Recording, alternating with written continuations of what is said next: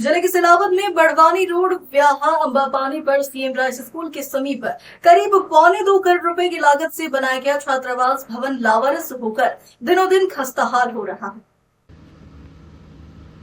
जिले की सिलावत में बड़वानी रोड व्याहा अंबापानी पर सीएम राइस स्कूल के समीप करीब 1.25 करोड़ रुपए की लागत से बनाया गया छात्रावास भवन लावारिस होकर दिनों दिन खस्ताहाल हो रहा है।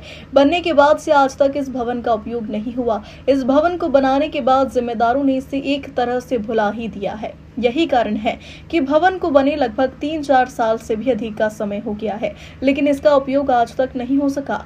देखरेख और उपयोग के बिना लावारिस हो चुका यह छात्रावास भवन असामाजिक तत्वों का अड्डा बनकर रह गया है। शराबी तत्व यहाँ परिसर में बैठकर जाम छलका रहे हैं। यहाँ परिसर में शराब की खाली बोतलें पड़ी है, आसानी से नजर आ जाती है, जिससे स्पष्ट हो जाता है कि यह असामाजिक तत्वों और शराबियों का अड्डा बनते जा रहा है। टूट रहे खिड़कियों के कांच, अंदर परिसर में घास आ गई है। इस छात्रावास भवन की हालत दिनों दिन खस्ता होती जा रही है। राज्यसभा सांसद से इस विषय पर चर्चा की गई। उनके द्वारा कहा गया कि संबंधित अधिकारी को तत्काल निर्देशित करूंगा। नवनिर्मित छात्रावास कहीं भी 1 साल से अधिक समय से बंद पड़ा तो यह आपत्तिजनक और खेद का विषय है। वे पूरे प्रकरण को जांच करने के बाद संबंधित विभाग को छात्रावास भवन को तत्काल चालू करने के लिए निर्देश करेंगे।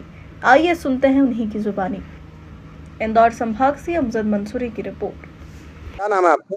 मेरा नाम मनीष गुप्ता है, मैं भाजपा मंडल अध्यक्ष सिलावत। सर, ये काफी समय से बिल्डिंग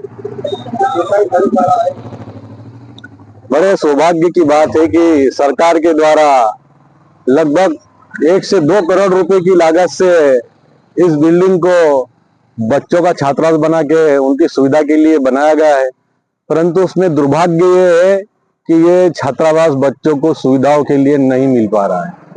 इसमें इतनी लागत से जो पैसा लगा है उसमें अब बिल्डिंग धीरे धीरे डैमेज होने लगी। कलर पुट्टी तक तो ठीक है, परंतु खिड़कियों के कांच वाच भी फूटने लग गए हैं।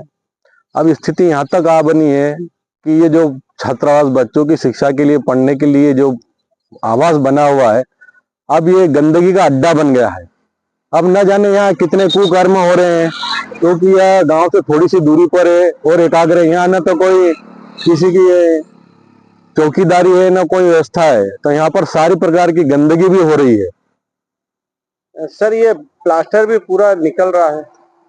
बड़े दुर्भाग्य की बात है, 1.5-2 करोड़ रुपए की लागत से सरकार की जो नीति है, नियत है, उसमें कहीं न कहीं अधिकारी लोग ताल खा रहे हैं कि सुविधा की मुहैया बच्चों को नहीं करा पा रहे हैं। इतनी लागत से, इतने अधिक पैसों से सर्व सुविधा युक्त आधुनिकरण में बना हुआ हॉस्टल और उसकी ऐसी कम तैसी हो रही है।